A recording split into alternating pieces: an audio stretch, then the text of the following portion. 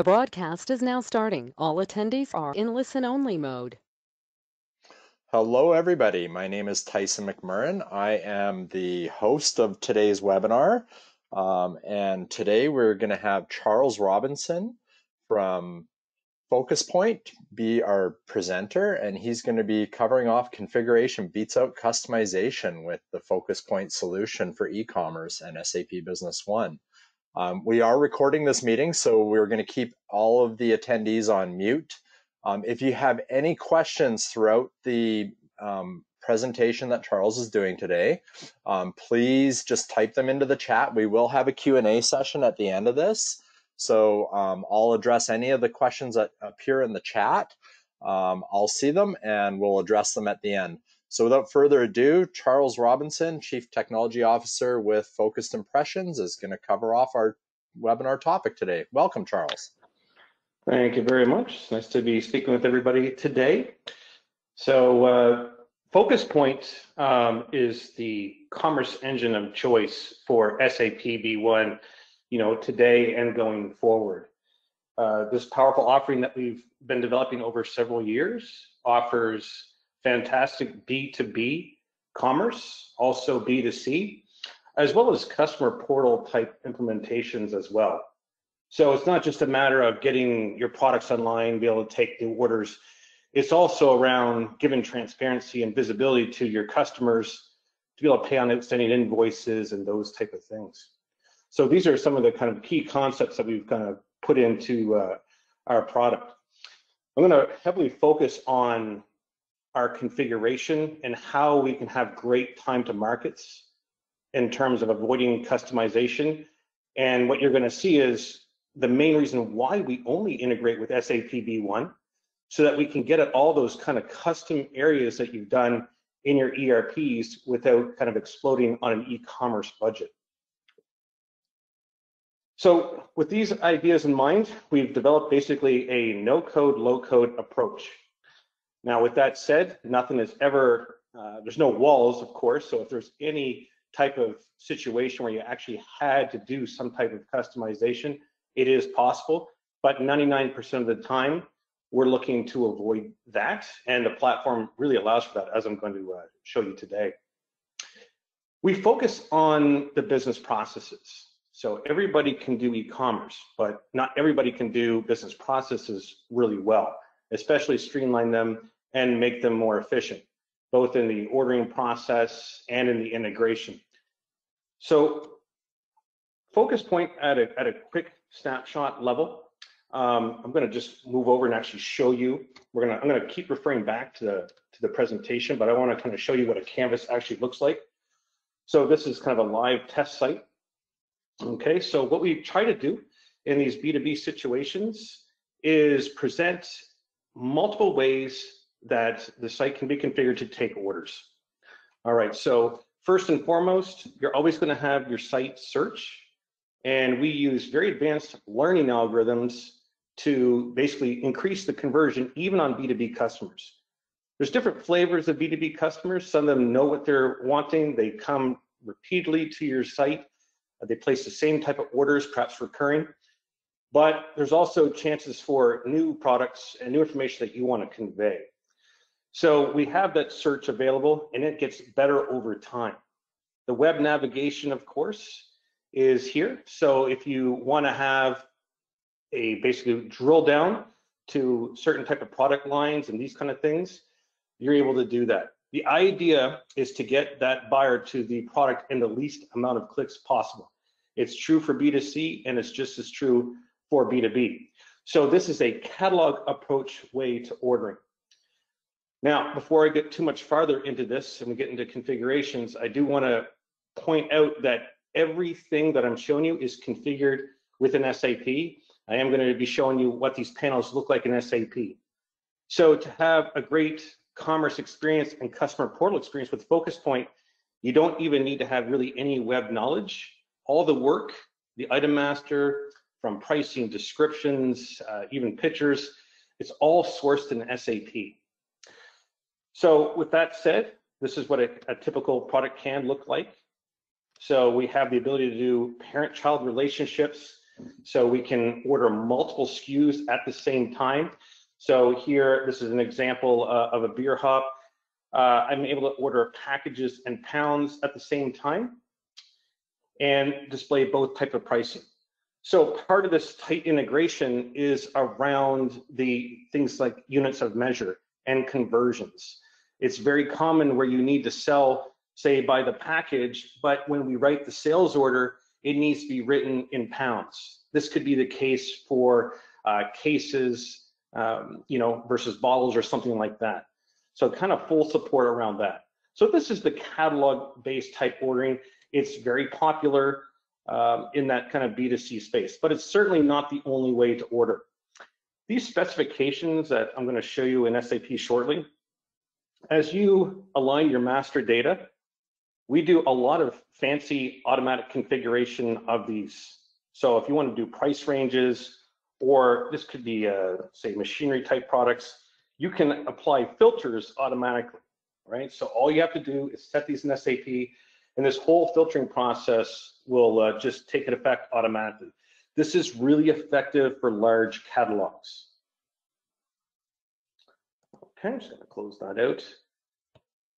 So moving now on to another way to actually place an order is the order pad or the order catalog. So basically, when it comes to presenting options for B2B, I'm just going to scroll down here. It's oftentimes where you want to present an actual predefined list of products. And again, they may be in different units of measure. And this particular business partner I'm logged into doesn't have any pricing for this particular product. This is a test user. So that's an important note because the visibility of the product and the pricing all follow the SAP rules. There's some interesting things here aside from just being able to place orders, and of course at the top of the screen we have that search, but I can have multiple units of measure and multiples. So if I need to have something that can only be bought in multiples of 50, this is easy to do. I have full control over stock. So FocusPoint obviously is directly integrated to SAP B1. It has full access of inventory into all the different warehousing. It has access to the purchase orders, so we know about lead times and those type of things. So it gives you strong flexibility to look ahead if you want to make this information available. Of course, nothing is ever forced. You don't actually have to show anything about your inventory if you don't want to. Just going to skip over here. I could order off that order pad, or I can come here and order right off an actual product details screen itself. Before we jump heavy into configuration, just want to show the customer portal there very quickly. This is a very important aspect of any kind of implementation. It's not always about taking orders. It's about transparency and being able to order off previous orders and these type of things. These are live lookup of SAP. So it's not about web orders, it's about SAP orders with FocusPoint. So I can order, I can see my previous quantity that order 100, order 1. I can have full access to my outstanding invoices. So for those accounts payables and those kind of things, full communication workflows are available. So when invoices are due, notifications can be sent out. And they can come right onto their portal and make those payments. So I can see what's in my invoice lines, have that pay now option. And that pay now option is linked to any number of supported gateways. We support an awful lot of them. There's not many that we haven't heard of or that don't support. So Authorize.net, PayPal, Stripe, Square, Moneris, Bambora. I mean, there's just a massive list of ones that are supported. So all that being said, now let's get more into some deep configuration. So I mentioned that FocusPoint is all about time to market without any sacrifice. So let's imagine a situation here where we wanted to get very clever with our inventory rules. So we're in a multi-warehouse situation perhaps, and I need to be able to handle things differently per product. So I'm going to move now into the back end of FocusPoint. The back end of FocusPoint is all controlled through access control lists, whether you have access or not. What you have access to is all controlled by security. So inside our offering here, there's a little thing called workflows. And this workflow engine is very powerful. It's one of the ways that we enable configurations without coding. So I click on add new workflow here. I can do new process 2, just to show you how quick this is. So if I want to set up a very complex workflow, I can do this within minutes. So in this case, I want to, anytime that my stock dips below a certain amount quantity, I want to unpublish it from the website, right? So what I would do is come in here, create a general workflow. I'll call this unpublish products. All right, so I'm just going to create this rule. And then I have all these actions. So these actions are kind of preloaded formulas that we have. FocusPoint can handle any type of dynamic formula, but we do prepackage some just to make it easy. So things like send an email or send an alert, launch a form. So we have a full eForm capability, change a product status and order status. And again, a lot of these things can be either user-driven or they can be driven out of SAP. So if I want to do something, say, around inventory here, I'm going to select my inventory template. I'll go ahead and click Save and Continue. So as soon as I save this, I get access to all the information that's behind here. So I have this kind of canvas data around inventory. So I want to take this, look at it like a template, and when SAP sends me an item update or an item card, I'm going to apply one of these, like this unpublished rule, to one or all of them. So I'm going to track inventory, and I can have multiple warehouses here if I want to do that. I'm going to just uncheck that because really what it's all about unpublishing. So my minimum stock quantity, I'm going to say, look, I need to have at least 4 or 5 here. Let's say with 5. And when that 5 threshold gets hit, I want to unpublish the product. Okay. And then if I want to have my notification that to say the store admin that I'm now below 7, I can go ahead and set that. And I can decide about back ordering. So simple things like back ordering, if you're going to force a back in stock subscription, if you're going to just take the order and work with the lead times. The idea here is that, this becomes a rules engine to allow these business processes to happen so that you don't have to be, thinking about this from a static perspective, like it can only do it one way.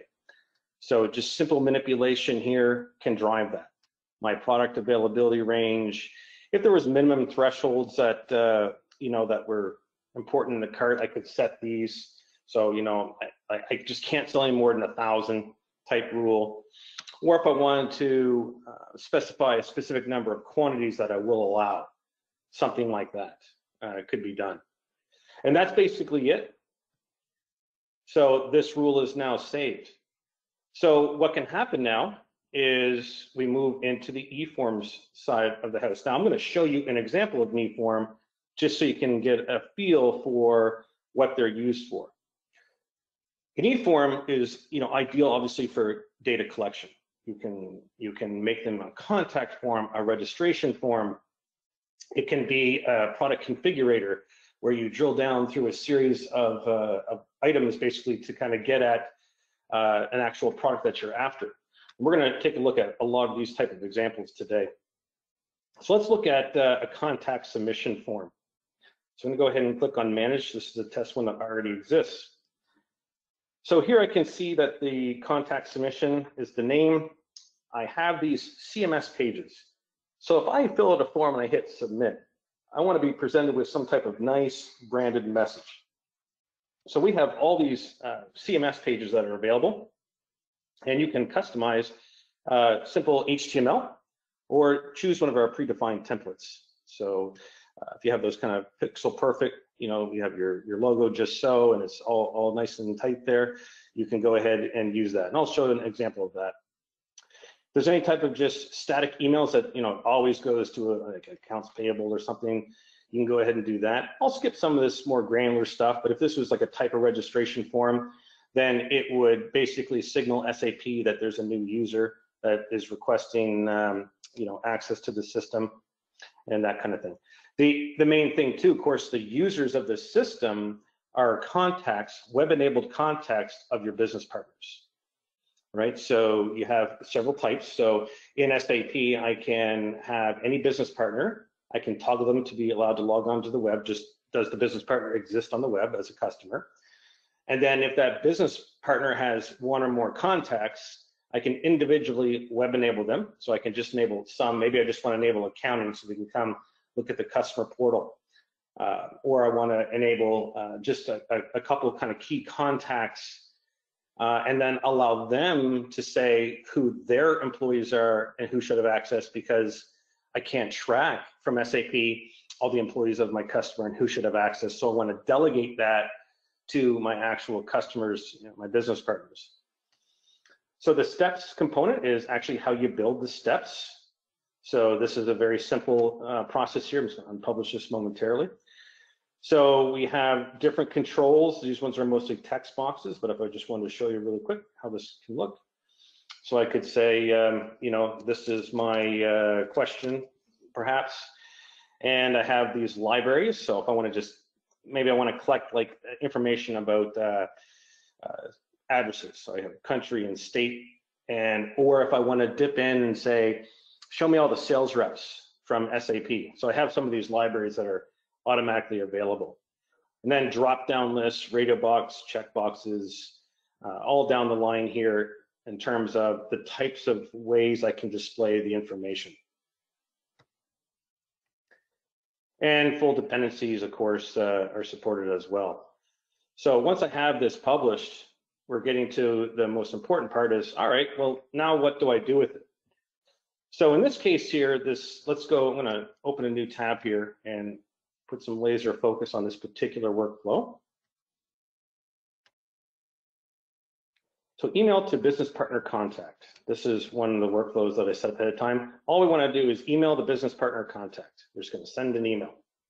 All right, so this is the action that we're going to take. So if I come back in here, all my workflows are right here. So I can inject any workflow into this form that I want. And then I can set a trigger, like when do I want this workflow to actually happen, right? So on form submission, for example, is one such way. It's nice and easy. Just hit the edit button, and if whatever the options are available would be here. So in this case here, if I was on a product instead of an e-form, and I wanted to apply some type of inventory rule or something like that, this is the same way that I would do that. And then I would go and individually manage. We talked about the message templates. So who's going to get these kind of templates, right? So this is what this screen is all about. I'm going to just jump into my content management here and show you these message templates. So these message templates are communication mechanisms that work like mail merges. They kind of insert information.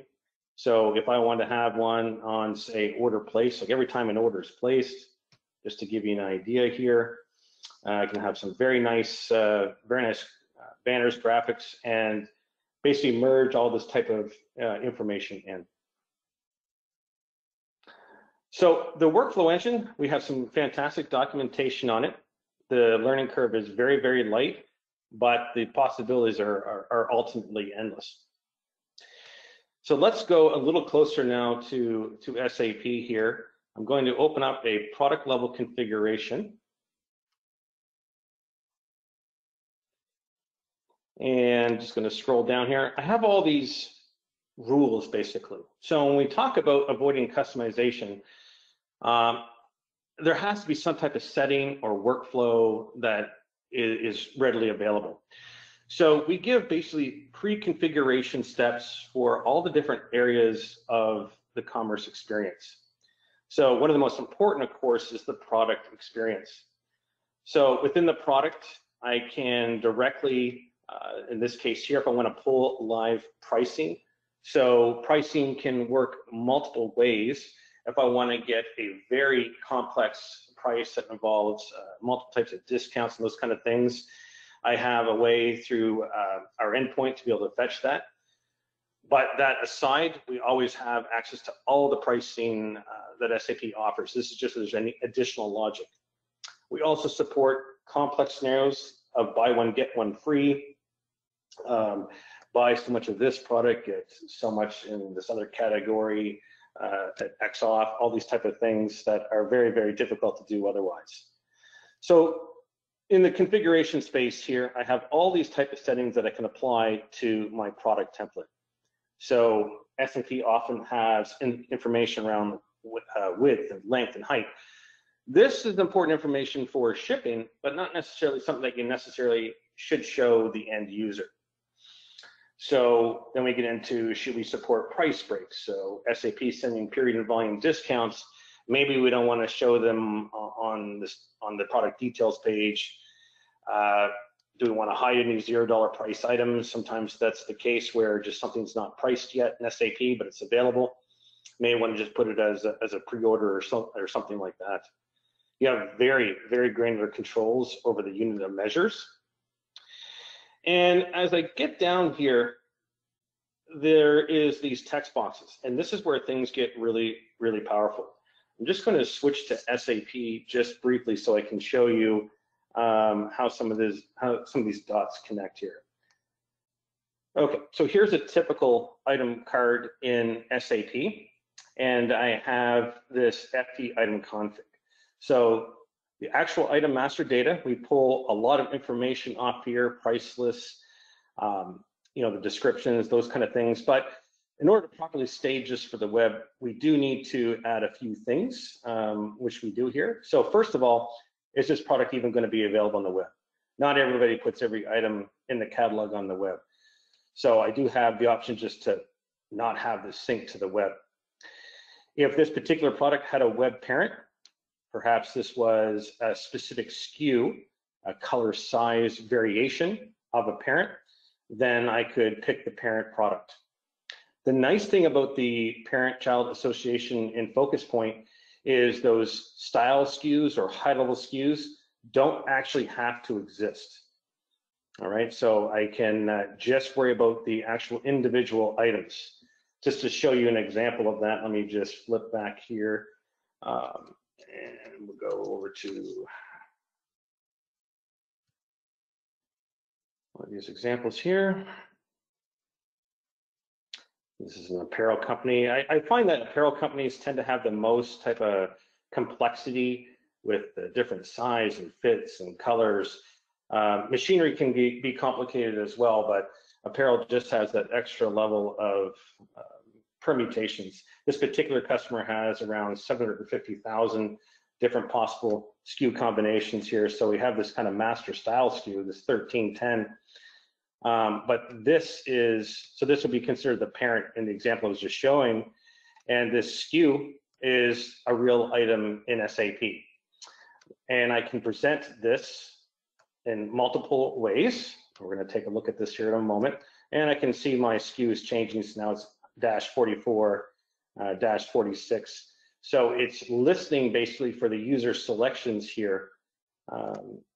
Full support for sales bill of materials as well. Here's a great example of those e-forms. This is a way to actually tie an e-form right into a product. So if I did want to actually sell this garment and I did want to get some sizing information and perhaps put a name bar, perhaps like who the employee is or something like that, put my own name here and hit yes here. This is an e-form that we've looked at previously. Again, so we can inject these e-forms anywhere. And this is all self-serve as well. You don't need, you really don't need us or your VAR, with the training that we have, all the documentation and videos, tutorials, you'll be able to set all this up on yourself.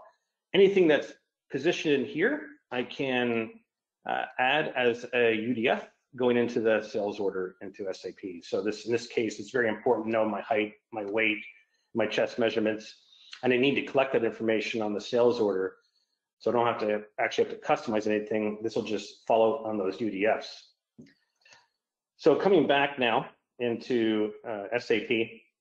So this is our shopping cart profile, as we call it. So we have some additional options here, track inventory, then we have alternate SKU. Alternate SKU is an important one. This is a little different than what I was showing you earlier, where I might have to have multiples of 50 or something like that. This is a nice way where you can actually take quantities from one unit of measure and convert it to another very quickly here. So if I take a look at an example, this is another way to present an order. So this is another B2B portal. This is basically all the specifications here, full HTML5 support, and those item panels that we're about to go over. Attachments, of course, PDF attachments. And then this is all the children. So the parent is this product, and the children are here. So instead of seeing this in a drop down, like I showed on the Mill 95, where I selected the 2019 date, I can present these in a grid list. So here's the extra small, the 2XL, the medium, and the extra large. This is a very common experience in B2B. And the alternate unit of measure here is case. So 100 per box and 10 boxes per case. So if I start, let me just make sure my cart's clear before I do this, it is. So if I start adding some information here, if I do 2 cases, it's going to give me an immediate price that's going to be matched up in SAP. So I can buy 2 cases, which is the equivalent of that many boxes. I'm going to add 2 more boxes. So 2 cases plus 2 boxes. So it should be, let me just go down, hit the add to cart. There we go. So there I use my alternate unit of measure, and now I have quantity 22. So it was 2 cases, 2 boxes, so 2 times 10 gives me my 20 plus the 2. So just simple things like this. So imagine if you're like a flooring company, or you're selling stuff by the pallet and these kind of things. It's very easy to present kind of fractions effectively, right? So I want to buy 1 case of this, and then a few of the other overages. And these overages, of course, can be controlled by multipliers as well. So you can say you can buy a case, but you still have to buy at least, say, 4 boxes or something like that. So moving back here into my SAP environment, the first thing, I'm just going to take a quick run through here, is my categories. So my category structure, all formatted searches. So these are the web categories. So when we started this, I showed the Mill 95 example. Let's just take a quick refresher there. And come back to the public store. So this menu here. So this menu here, again, all synced out of SAP, and this is where you do the assignment. So I could say, whatever this kind of category is, choose that one. So related items, this is really important for upselling, different products. There's 2 ways this works. I can statically set this in SAP, or I can have the AI algorithm make those recommendations for me. All right, so if I want to take a look at a live example of that, let me just go ahead and open up this action history, and let's see, quality rubber, and see if we can find one here. Bottom seals. This is a nice B2B experience here. Notice here it says register today to see pricing. This is a B2B portal that's live, full YouTube integration, and they're showing all the products, but no pricing, right? So I can just see the availability, but unless I log in, I can't actually see any pricing. So here's the related products that I wanted to show you, right? So anybody who's bought the bottom T rubber may want to buy bottom T vinyl and these kind of things. So if you don't want to spend the time to kind of stage this data, then the AI algorithm can take care of it for you. And then we have these product attributes. So this is where we get into, let me go ahead and add a line. This is where we get into, I want to have selections. So an option, and I want to add an option here as a dropdown or a grid line with quantity. Let me paint the picture here. So let me just go back into my example here. So this configuration I'm showing you right now is this actual drop down of 2019 is a product attribute. Okay, and that's what this whole thing is about here. So I could choose grid line with quantity. This example here, these image squares. All right, so sometimes I want to show this as a graphical approach. That's the image squares, 45, right? So I have all these different options to take. Drop-down list was the example that I just showed right on the Action Industries. Up here, these are drop-down lists.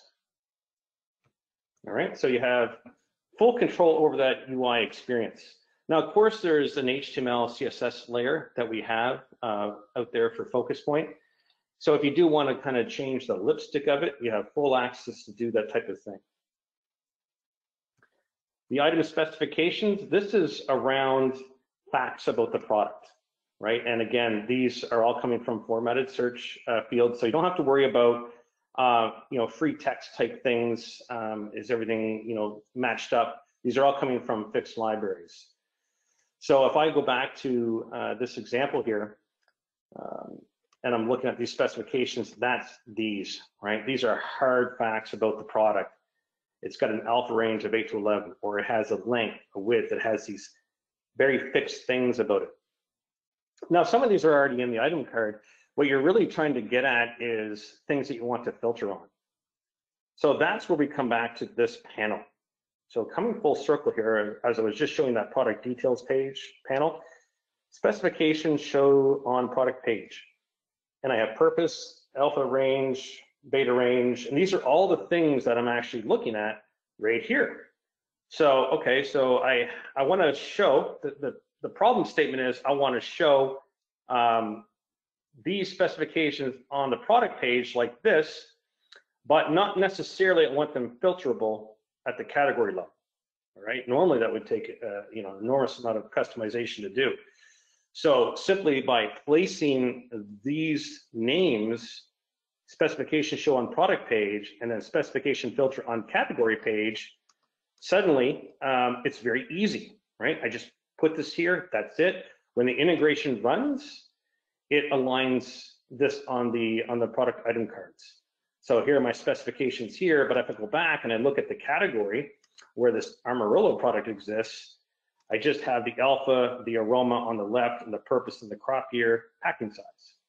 And then I get into my categories. So I basically, even though I have more specifications that could filter on, I have restricted it through configuration that it's just going to be these ones. There's probably a million different scenarios, right? The goal here on this webinar today is for me to just take some of these examples and then, through the art of extrapolation, imagine how you could apply these to any number of different use cases that you might have. So, these kind of things also can work against shipping rules and those kind of things. I've done probably over 200 e-commerce implementations. There's never been two the same. There's always subtle differences, whether it be in the checkout process, the payment process. Someone wants to do an authorize and capture, someone needs to defer it, do freight calculations or rate shopping first. There's always some uniqueness, right?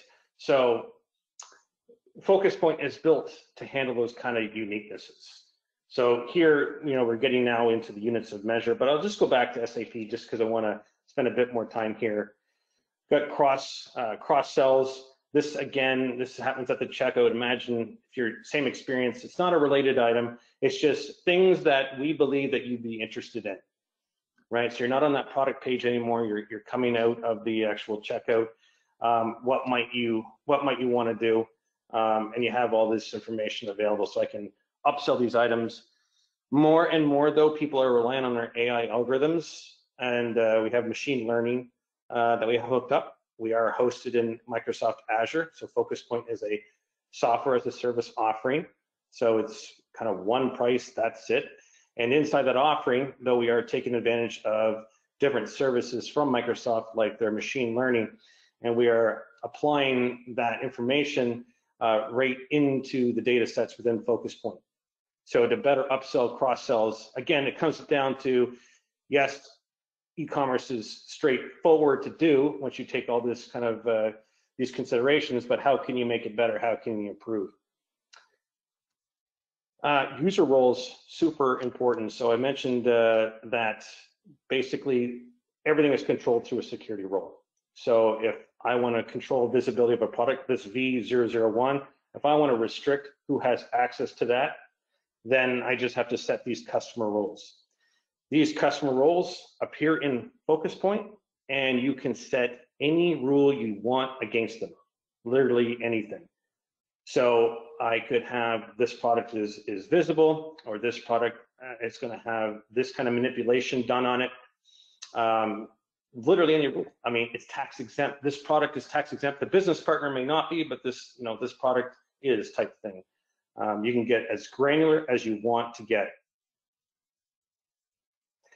Optionally, we do have images and attachments. By default, SAP usually only takes kind of one image off the remarks field off the item master. So we do offer a way to get as many images as you want. This and the attachments are both optional, though. I want to make that clear that you don't have to have your library stored in SAP. We can grab it from any external source. The goal of e-commerce, of course, is to be very fast, very efficient. So we need to have those images kind of resized automatically and cached. So the nice thing is you don't have to think about, are these images the right size? FocusPoint's going to crop and compress as needed. It's going to deliver everything in the best real estate possible. So we always start developing on mobile first, and then we work down to the tablet, then the desktop, then the 4K. So even though we primarily focus on the B2B community, more and more the B2B community is adopting smaller devices to place those orders, and we want to be ahead of that curve already. Okay, so with all this item card in place, that's great, but how do we get the configurations, the uniqueness of the solution up to the web? So we have some of these user-defined windows here. These are some of our formatted fields, but I'm going to just focus on this FP additional field one for right now. So if I want to get any piece of information out of SAP, and it can be a direct query, whatever have you, or if I want to send this in reverse, this is how I do it. So this is one of our secret sauces here. So right here, I hit this drop down, integration direction. Each line is a data element. So I can go from FocusPoint, which is what FP stands for, to SAP, or I can do these in reverse, all right? Or I can tag it with the query. We'll take a look at a couple here. So this particular one is going to affect order lines. It's of type string, and the field ID is amps, and this is a user-defined field called uamps. Now, the best way to kind of get these mapped to fields is just to look at your API, like if you were to load this through a DTW. And by the way, it's expected, although I took you through the FP item config, it is expected that you would load that, in bulk through a DTW or something like that. You can place any user-defined field you want, and then you also have the option to do a lookup query. This lookup query can be a SQL store procedure or a direct select statement, anything like that. So this tends to get built out. So any UDF, any manipulation that you're doing, it's going to come on here. If I'm going, SAP to FP, I would just flip it like this, and I would send it out. In reverse, we have the same mapping table, though, that talks back. So if I come back in here into FocusPoint, I have the matching table. All right, so in here, I can exchange sales rep information. All right, so very simple like that. Or I can show you something a little more complicated here. I can do that. I'm just going to finish this impersonation session. And I'm going to show you the additional field mapping. So it's logging me out. It's going to start a new session here. All right, and then SAP integration, additional field mapping. So here's what kind of a fully built out table can look like. So this is all about configuration, right? I want to assign a territory code to my business partner. Perhaps I want to just control the phone number, which is something that these folks did. Just if I open up a new tab here, something very simple, just as the contact number. It's filtered based on a piece of data out of SAP, depending on where I'm coming from. If I want to apply a free shipping rule, if I want to apply, I want to know that if I'm taking a new address for a sales order, that's not an address already associated to that contact on that business partner, I want to know that so I can flag it so the guys doing the pick packing know that this is not a standard address. But I also have the option to be able to add it just to the logistics tab in SAP or store it permanently in that business record. If I want to have a payment gateway, for example, like authorized.net, and there's some information I want to pull onto the sales order, I just have to look up the name of what authorized.net calls the specific field I want. And with a simple formula, I can go ahead and pass it.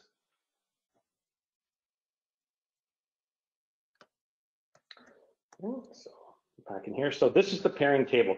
So once you get this done, and this whole process generally only takes a couple hours, that's the hardest part of the project. So as I've shown you today, you literally can take any kind of scenario that you want, and if you have full access to SQL to pull information out of SAP, once it gets to FocusPoint, you have full access to the workflow engine, the eForm engine, and the templates basically to actually apply any configuration. And we have seen a great many, and we continue to add new all the time. So if we look at particular examples that are taking, it could be called cumbersome or whatever, but it's still configuration, we will streamline it as it gets more popular, right? So simple things like converting over the lines, all one-time configuration. It's not expected that after you would go live that you would ever have to touch these kind of fields again. Typically your sales quantity per pack unit, you're never going to rename that field in SAP. So once it's set forever type thing. Of course, you can always come in if there is process improvement or you do make changes. You can hop in here and follow suit. A lot of other types of configurations, way too much to do in a 1 hour session, but just at a glance here, some of our top level configurations, just on simple things and how you might control addresses. It's expected that, contacts are going to exist on more than one business partner. So when you're placing an order, you need to make sure that the right address for the right business partner that they have access to is being added, right? So, we have these filtering options. Perhaps you want to disable the billing so that you don't want to actually, you want to pre-approve all billing addresses in those B2B scenarios, but if they don't have one, you might want to allow the first entry to go through. These kind of things are very straightforward to do, and there's a checkbox for it. At the end of the day, I try, as a group from Focus and Precious here, we try to make everything a checkbox, a drop down, or worst case, a formula. And eventually those formulas roll up into an easy configuration, right? But we always avoid that way to actually code it. So our implementations, we've done implementations in just as little as 2 weeks, but our average implementation when item master data is ready to go can be under 8 weeks. All right, so very complex installations can go live in just a matter of 2 months. And honestly, it's not the technology that's the holdup, it's the data preparation. So when you think, all right, I'm ready to go live with my store, the lion's share of the time is preparing the master data, right? Because applying these rules, once the business brainstorms it and they confirm like, oh yeah, this is what we do, this is what we do, to implement it is, I'm either checking a box or just configuring a formula or a workflow. It's that easy. Like, so the engagement time for us is quite low just because of that. It's more around just understanding what the business processes are and what has to be set up, because the integration with FocusPoint is already done. Any type of, when you're getting ready to do e-commerce, it's not about how we're going to integrate or really what we're going to integrate. That's not really the question. That's just selecting FocusPoint bypasses that step. The e-commerce implementation or the customer portal implementation starts with what data points do we want to have our customers interact with, right? And that's where it starts. And then it moves into what are the purchasing processes that we're going to turn on, right? And that's where the project actually lives. There's no struggle trying to figure out how to get this thing integrated. That part is done within an hour window. Immediately after, it's almost the first step after you onboard with FocusPoint is you get a tenant deployed and the integration is turned on. So very, very straightforward to do. So lots of different settings, too much to show, but I hope I kind of hit on the main points here to kind of show what these capabilities are. I wanted to keep this from being kind of a death by PowerPoint here. So just a few things though to talk about. We do believe we do have the lowest cost integration, and that's just through years of hard work, working day in, day out with SAP B1. I want to say as well that once you get on FocusPoint, there is no e-commerce upgrade. All right, so if you go from SAP 9.1, and you can see here that we support 9.1 and up, so 9.2, 9.3, 10.0, both SQL and HANA. Even in the future, when there's SAP 11 one day, B1 11, there's no FocusPoint upgrade. We're always testing our platform against the latest releases. And when your VAR, third wave upgrades you'll simply we'll just install the scripts at the current version that you're moving into. It takes very quick, half an hour. It's almost a non-event. You'll spend the bulk of your time your VAR will look after the SAP upgrade and FocusPoint will just chug along. So there's not, I'm going to SAP 10. What about my e-commerce? Is that going to be affected? Right. So that's kind of those concerns and worries are kind of forever gone. And again, as I showed today, with those mapping tables, any UDO, any UDF can be handled. When it comes to web stores and portals, it's expected that you're going to have you're going to hit lots of different kind of scenarios. You're going to want to offer different kind of B2B experiences, perhaps for different business partners, right? So we have multiple web store options that are available. And of course, just simple portals, right? I just want to be able to come on, see my invoices, and again, have those kind of set up, very, very quickly. Just a quick highlight here around just third-party integrations. I mentioned a lot of different payment gateways that we support. It's the same type of thing in shipping. And we have a full team just around just the e-commerce side of it. So we're always looking for new integrations to CRMs, definitely social media, and those type of things. Power BI, we're always kind of pushing those third-party integrations to enhance that customer experience. At the end of the day, it's not just about, again, not just about turning those commerce portal on. It's how do we be the best? How can you outmaneuver your competition, right? So that's how we're trying to maneuver this type of thing. So very quickly, configuration, it's only here because of the lessons learned and the hard work over several years. And because we have several hundred now customers that we've gone through on commerce implementations, and I've been doing this, by the way, for 20 years, so I date back to legacy ERP days and stuff. I've always been in e-commerce. Customizations never go according to plan. I've never seen one in 20 years. I live and breathe IT. I'm a developer, but I went through computer science. I've never seen customization and integration projects go according to plan. It never happens. So, I mean, just going on a configurable platform like FocusPoint, you don't know what you don't know. You avoid a lot of horror stories and upcharges and craziness just simply by aligning to FocusPoint, and it keeps your investment with SAP B1 very, very safe. And the implementations are again so fast that the budgets are always under control. So just to close up before the Q&A here, again, I talked about kind of an 8 weeks is kind of a scary number. Very, very complex apparel type implementations like the actionware that I showed you with 750,000 SKUs. I mean, those can take up to 12 weeks, and it all comes down to how ready how ready you are. Ones that have one-to-one mapping, no parent-child relationships, they can be turned on, in as little as 2 weeks, right? There's always a bit of time to prepare the payment gateways and get the shipping rules and stuff. So that's kind of how quick it can happen. The upgrades, again, just no upgrades. FocusPoint is updated 4 times a year. You're always going to be on the latest version, so you never have to kind of worry about that. And honestly, let's just get, especially in this kind of COVID era that we're kind of coming out of, but not really.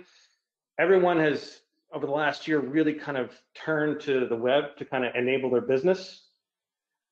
But even though, vaccines and stuff are rolling out and, things are possibly going to get back to normal one day soon, the buying behavior has permanently changed. Amazon saw a decade of growth in what they would normally see over 10 years. They saw that in 8 months last year. There's some staying items that are going to just be here in 2021, 2022, and so on. The people that got used to online ordering that weren't forced to do it before are there now, and the adoption is much higher, right? So that's just stuff to think about. So I mean, if you've been kind of sitting, wondering when's the right time to pull the trigger, again, even after all the vaccines, everything's rolled out, the buying behavior has changed, right? So it is going to disrupt the retail and certain industries, and this is one way to kind of stay ahead of it by having these kind of external touch points. So that's my comments. Well, thank you, Charles. That was very informative, and it's very evident to see that all of your item master information you have in Business One already if you've been using Business One. All we have to do is do the configuration to say what are the rules on my website, and I'm not having to replicate out onto my e-commerce site all of those items and then having dysynchronization between everything. Everything just basically is connected already, and then all of the configurations that you were showing, most of those are around the e-commerce behavior of how you want the customer experience to be. Customer experience is one of the big things that we're hearing a lot of, and I think that's where you said, no e-commerce implementation is exactly the same, because everybody has a different vision of what that customer experience is to be. So if you're thinking about what your customer experience is, and if you didn't quite see how FocusPoint could work for you, reach out to us, or maybe you saw exactly what you wanted, reach out to us. And what we can do is we can spend some time with you understanding what you have in Business One already, and we, being at Third Wave, can help navigate some of that preliminary discussion before getting in touch with FocusPoint and connecting everything together, and really kind of showing you how this can work in your organization for your customers. But I mean, rapid implementation. Stable environment that you don't have to worry about upgrades and all of those types of things, and truly an affordable platform. This is why we partnered with FocusPoint for B2B, B2C, and D2C type transactions, and especially around environments where you have those custom configuration or user-defined fields where you're capturing information like the size or the name on something. So Charles, great job highlighting all of that today. And as he said a couple times, it's a lot of information to kind of understand within an hour, but it is important to understand that we know Business One at Third Wave, e-commerce, and the customer knows their customers, and they know their environment, and together we can really kind of work together to provide you with that stable platform that really allows you to leverage yourself for growth over the long term. So if there's any questions, please type them in the chat. I do have a couple for you here, Charles, but again, thank you for your time. Absolutely. Thanks, Okay. Thanks, Mike. Thanks, Tyson. So the first question here, let me just read it here. How are the configurations done over time? So, if let's say I added a division or something like that, is that something that we at Third Wave or the customer can handle? Kind of expanding out, or do we always have to go back to you for additional help? No, it's something that you guys at Third Wave could definitely handle. If it's any kind of heavy configuration on SAP you need to do on the customer's behalf. If it's kind of just a new process that's being turned on, then the customer could probably just handle it themselves. So the idea is that this is really self-serve. If the data is available in SAP and you're comfortable with those mapping tables I showed, then the customer can do it themselves. But they always have the VAR, yourself like Third Wave, to lean on if they should need any help. Excellent. Okay. I think that's it for questions. There's just one question that I'm answering. It was, when can we expect the recording in our email? So it takes about a half an hour for GoToWebinar to convert this file. After that, I will take the file and convert it into a shareable link, and we'll get Mike to send you an email. Mike Ham will send you an email with the link to the recording. It'll be on our YouTube channel. Any other questions? Anybody?